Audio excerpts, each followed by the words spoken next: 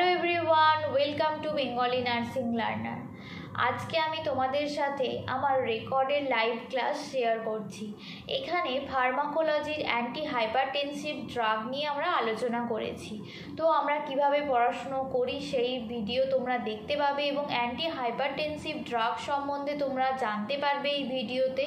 এবং তোমরা যদি এরকম ভিডিও আরও চাও তাহলে অবশ্যই কমেন্ট করো এবং সাবস্ক্রাইব করতে ভুলো না, যাতে সবার আগে তোমার কাছে ভিডিওটা পৌঁছে যায়। তাহলে চলো দেরি না করে শুরু করা যাক।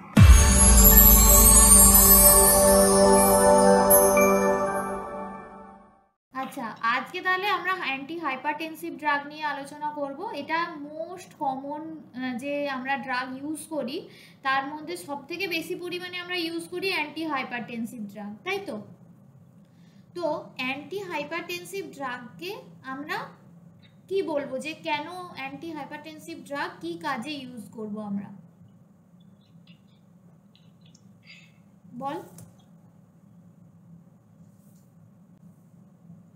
হাইপারটেনশন কমাতে অ্যান্টি হাইপারটেনসিভ ড্রাগ ইউজ করে। হাইপারটেনশন কমাতে বা হাইপারটেনশনটাকে কন্ট্রোল করতে, ব্লাড প্রেশার কমাতে, আর কার্ডিয়াক ওয়ার্কলোড যেটা আছে সেটা কমাতে, মানে হার্টের উপরে যে কাজ করার যে প্রেশারটা হচ্ছে সেটা কমানোই হচ্ছে এই অ্যান্টি হাইপারটেনসিভের কাজ। ঠিক আছে, তাহলে তিনটে কাজ। একটা হলো বিপি কমানো, হার্টের উপরে যে ওয়ার্কলোডটা পড়ছে সেটা কমানো, সাথে হাইপারটেনশন যদি থাকে সেটাকে নর্মালাইজ করা বা মেনটেন করা। ঠিক আছে, এবার আমরা হাইপারটেনসিভ যে ড্রাগগুলো আছে তার অনেক ভাগ পড়েছি। তো কি কি ভাগ মনে আছে বল দেখি। Beta blocker, calcium channel blocker,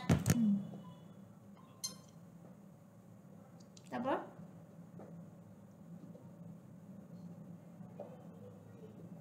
alpha blocker. আচ্ছা, আর অ্যান্টি হাইপারটেনসিভ ড্রাগ তার কি কি ভাগ আছে? ঠিক আছে, তো আমরা কিভাবে মনে রাখতে পারবো যে অ্যান্টি হাইপারটেনসিভ ড্রাগের কি কি ভাগ আছে? তার জন্য সবাই লেখ খাতায় এ বি সি ডি, আবার একটা ডি, মানে দুটো ডি আর তার আগে এ বি সি। ঠিক আছে, তো এতে লেখ A C E inhibitor, A C E inhibitor. বিতে লেখ বিটা ব্লকার, বিতে লেখ বিটা ব্লকার। সিতে হবে ক্যালসিয়াম চ্যানেল ব্লকার, সিতে calcium channel blocker.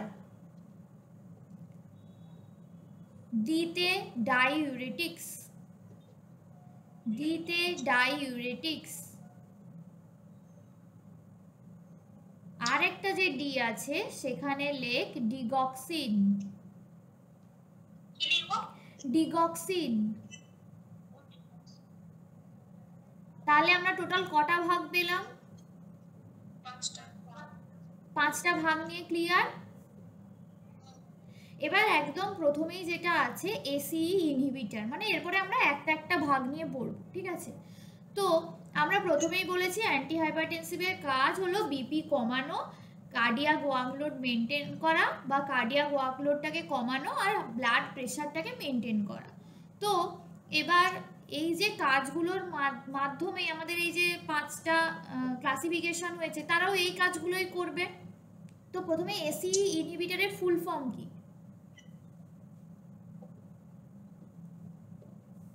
Angiotensin converting enzyme. হ্যাঁ, তো অ্যানজিওটেনসিন কনভার্টিং এনজাইম ইনহিবিটর। তো আমি প্রথমেই বলেছি, মানে আগে বা অনেকবার বলেছি যে তোদেরকে নামেই বোঝা যায় সে কি কাজ করছে, তাই তো?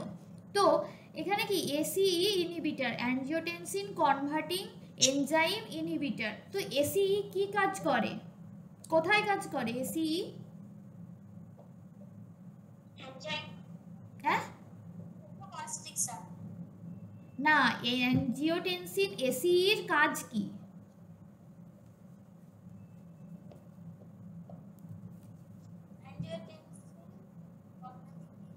হ্যাঁ, তো কনভার্ট, ও অ্যাঞ্জিওটেনসিন 1 কে অ্যাঞ্জিওটেনসিন 2 তে রূপান্তরিত করে। হ্যাঁ, তাহলে অ্যাঞ্জিওটেনসিন যখন আমরা সেই রেনিন অ্যাঞ্জিওটেনসিন অ্যালডোস্টেরন সিস্টেম পড়েছিলাম, তো তখন এখানে পড়েছিলাম না যে এসিইর কাজ হলো অ্যাঞ্জিওটেনসিনকে 1কে অ্যাঞ্জিওটেনসিন 2তে কনভার্ট করছে।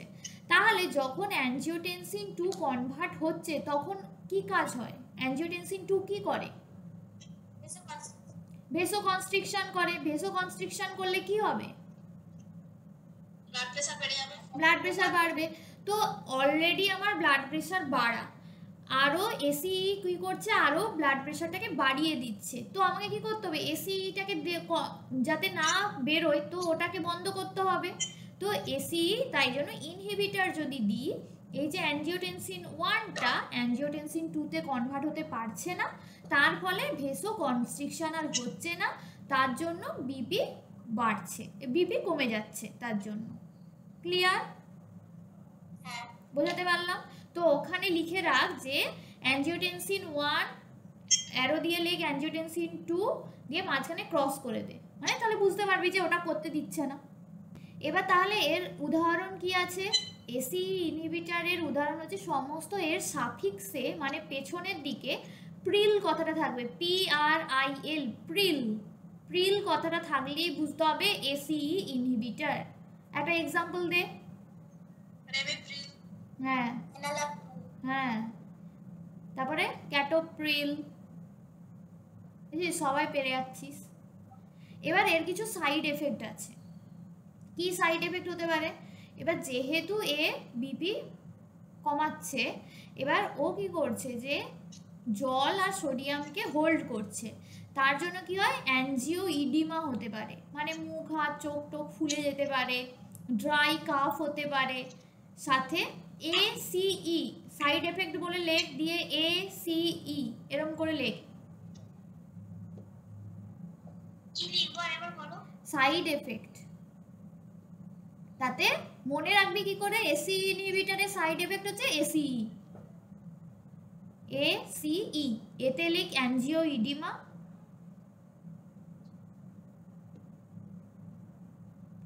সিতে লিখ কাফ, ড্রাই কাফ, কাফ লিখে ব্র্যাকেটে ড্রাই লিখে দে, আর ইতে এলিভেটেড পটাশিয়াম।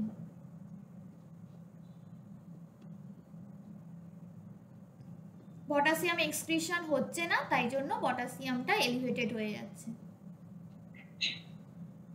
এবার যখনই পটাশিয়াম বেশি হবে তখন কি কার্ডিয়াকের যে রিদিমটা সেটা এদিক ওদিক হয়, মানে কার্ডিয়াক ডিসরিদমিয়া হবে। এবার যখনই এরকম দেখা যাবে যে পেশেন্টের হয়তো অ্যাঞ্জিওইডিমা আছে, মানে মুখ হাত ফুলে আছে, সাথে হচ্ছে হয়তো পটাশিয়াম লেভেল, যে সিরাম পটাশিয়াম লেভেল সেটা হয়তো বেশি আছে, তখন কিন্তু এই এসি ইনহিবিটার দেওয়া যাবে না পেশেন্টকে। তাই এসি ইনহিবিটার দেওয়ার আগে দেখে নিতে হবে যে পেশেন্টের পটাশিয়াম লেভেল কত বা তার ইডিমা আছে কিনা, সেগুলো দেখে নিতে হবে। বোঝাতে পারলাম কি? ক্লিয়ার? কিছু কনফিউশন আছে? এবার নেক্সট হচ্ছে এই এতেই আরেকটা হলো ARB। ARB and ARB side effect বলো না? ওই এর মধ্যে, সাইড এফেক্ট না না না, আলাদা একটা। মানে আলাদা একটা সাইড এফেক্ট। এসি ইনহিবিটর হলো এর পরের ড্রাগ হচ্ছে ARB, এর পরের drug ARB, angiotensin 2 receptor blocker. Angiotensin 2 receptor blocker. এটা কাদেরকে দেওয়া হয়? যারা হয়তো এই এসি ইনহিবিটর নিতে পারছে না তাদেরকে এই ARB দেওয়া হয়, অ্যাঞ্জিওটেনসিন 2 রিসেপ্টর ব্লকার। তাহলে এর নামের মাধ্যমে কি বোঝা যাচ্ছে? মানে অ্যাঞ্জিওটেনসিন 2টাকে ব্লক করছে। 2 এর যে রিসেপ্টরগুলো আছে তাদেরকে ব্লক করে দিচ্ছে, তাহলে কি হবে? মানে ভেসোকনস্ট্রিকশনটা বন্ধ হয়ে যাবে আর ভালোভাবে ব্লাড সার্কুলেশনটা হবে, বিপি কন্ট্রোল হবে। তাহলে বিপি কমে যাবে। এবার এটা নিজেদের মতো করে লিখে নে। এর সাফিক্সে আছে সার্টান, SARTAN। ড্রাগসের নামের মধ্যে আছে sartan, SARTAN। Sartan, SARTAN, sartan. কি এক্সাম্পল হবে? আর লোসার্টান, যেগুলো কমনলি ইউজ হয় সেগুলোর এক্সাম্পলই দিচ্ছি, ঠিক আছে? এরপর নেক্সট হচ্ছে বিটা ব্লকার। আগের দিন ক্লাসে বলেছিলাম সিম্প্যাথেটিক নার্ভাস সিস্টেম যখন স্টিমুলেশন হচ্ছে তখন বিটা যে ফাইবার আছে তার কি কাজ? কিসের কাজ? বিটা যে ফাইবারগুলো আছে বা বিটা অ্যাড্রিনার্জিক যে অ্যাগনিস্ট আছে, অ্যাড্রিনার্জিক যে ফাইবার আছে তার কি কাজ বলেছিলাম? আগের দিন বলেছিলাম না যে যেখানটায় ফার্মাকোলজি লিখবি সেখানটায় লিখে রাখ। সেই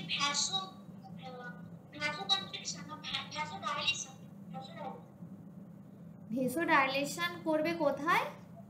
সেরিব্রাল আর কার্ডিয়াক যে আর্টারি আছে সেখানে, ঠিক আছে? জন্য কি করতে হবে? এই বিটা যে রিসেপ্টরগুলো আছে সেগুলোকে ব্লক করতে হবে। তো বিটা ব্লকার কি করছে? বিটা রিসেপ্টরকে ব্লক করে ব্লাড প্রেশার কমাচ্ছে, ঠিক আছে? এর হচ্ছে সাফিক্স কি আছে? ও লল, OLOL।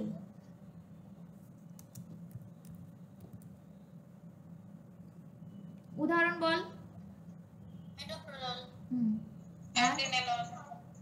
আর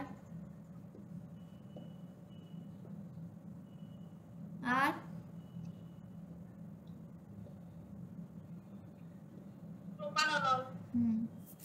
এবার এর সাইড এফেক্টে 5টা বি লিখে fail.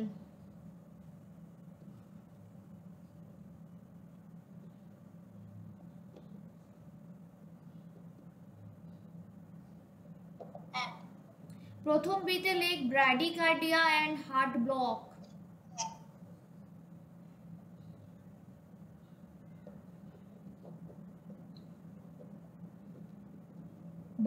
Bradycardia and heart block. Next বিতে লেখ ব্রিদিং প্রবলেম, মানে যাদের অ্যাজমা আছে তাদেরকে বিটা ব্লকার দেওয়া যাবে না। Breathing problem. আরেকটা লেখ বি, মানে B for bad for heart failure. Bad for heart failure মানে যে সমস্ত পেশেন্টের হার্ট ফেলিয়ারের চান্স আছে তাদেরকেও দেওয়া যাবে না। তারপরে হচ্ছে ব্লাড সুগার, মানে যে সমস্ত পেশেন্টদের বিটা ব্লকার দেওয়া হয় তাদের চান্স থাকে ব্লাড সুগার ডেভেলপ করার। তারপরে লেখ লোয়ারিং বিপি, মানে এই যে বিটা ব্লকার এতটাই বিপি কমিয়ে দেয় যাতে হাইপোটেনশন হওয়ার রিস্ক প্রচুর পরিমাণে থাকে। মানে বিটা ব্লকার কি করছে বলতো আলটিমেটলি, যে ওর যে কাজের প্রেশারটা, মানে হার্টের উপরে যে কাজের প্রেশারটা সেটা কমিয়ে দিচ্ছে। কারণ বিটা যে অ্যাড্রিনার্জিক যে ফাইবার আছে সে হার্টের উপরে কাজটা অনেক বেশি করছে। আগের দিন যেটা বললাম যে ক্যারোটিড আর করোনারি ব্লাড ভেসেলসে প্রচুর পরিমাণে ব্লাড সাপ্লাই হচ্ছে, ঠিক আছে? এটা ওর কাজ। সিম্প্যাথেটিক নার্ভাস সিস্টেম স্টিমুলেশন হলে এইটা হবে। তো বিটা অ্যাড্রিনার্জিক ব্লকার দিলে কি হবে, মানে বিটা ব্লকার দিলে কি হবে, ওর ওই যে অ্যাকশন বা কাজ ওটাকে অনেকটা স্লো ডাউন করে দেয়। এটা বুঝলি তো? মানে রিল্যাক্সিং করে দেয়। তার জন্য কি হয়, অনেক সময় বিপিটা অনেক বেশি পরিমাণে কমে যায়, যার জন্য হাইপোটেনশন হতে পারে। এরপর কি ক্যালসিয়াম চ্যানেল ব্লকার। ক্যালসিয়াম কি কাজ করে? হার্ট মাসেলকে বেশি পরিমাণে কন্ট্রাক্ট করতে সাহায্য করে ক্যালসিয়াম। তাহলে ওর উপরে ওয়ার্কলোড বেশি থাকবে না কম থাকবে যদি ক্যালসিয়ামটা প্রচুর পরিমাণে হার্টের ওপর মধ্যে যায়?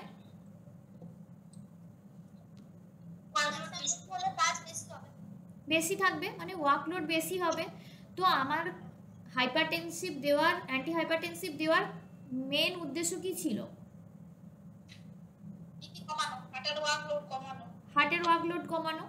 তাহলে এখানে আমাকে ক্যালসিয়াম চ্যানেলটা কি করতে হবে? ব্লক করতে হবে যাতে ওয়ার্কলোডটা কমে।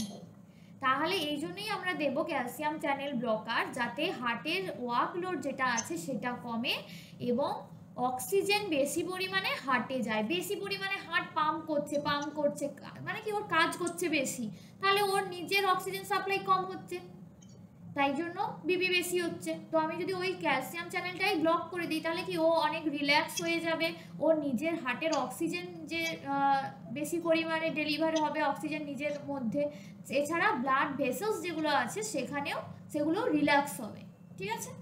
তার ফলে ব্লাড প্রেশার কমবে। তাহলে ওয়ার্কলোড কমানো, অক্সিজেন ডেলিভারি বাড়ানো হার্টের, আর ব্লাড ভেসেলকে রিল্যাক্স করা, এটা হচ্ছে ক্যালসিয়াম চ্যানেল ব্লকারের কাজ। এক্সাম্পল কি হবে? অ্যামলোডিপিন, নিপিডিপিন, এসব। ক্যালসিয়ামের কাজ হচ্ছে হার্ট মাসেলকে কন্ট্রাকশনে সাহায্য করা। ক্যালসিয়াম চ্যানেল ব্লকারের কাজ হচ্ছে ওয়ার্কলোড কমানো, কার্ডিয়াক ওয়ার্কলোড ডিক্রিজ করা, সাথে হচ্ছে ব্লাড ভেসেলসগুলোকে রিল্যাক্স করা, আর অক্সিজেন সাপ্লাই টু দ্য হার্টকে ইনক্রিজ করা। Increase oxygen supply to the heart. ঠিক আছে? কারো কিছু কনফিউশন এই অবধি? আজকে এই পর্যন্তই। এই অ্যান্টি হাইপারটেনসিভের পার্ট 2 পেতে হলে অবশ্যই কমেন্টে জানাও এবং সাবস্ক্রাইব করো চ্যানেলটাকে, এবং অবশ্যই শেয়ার করো যদি ভিডিওটা ভালো লেগে থাকে।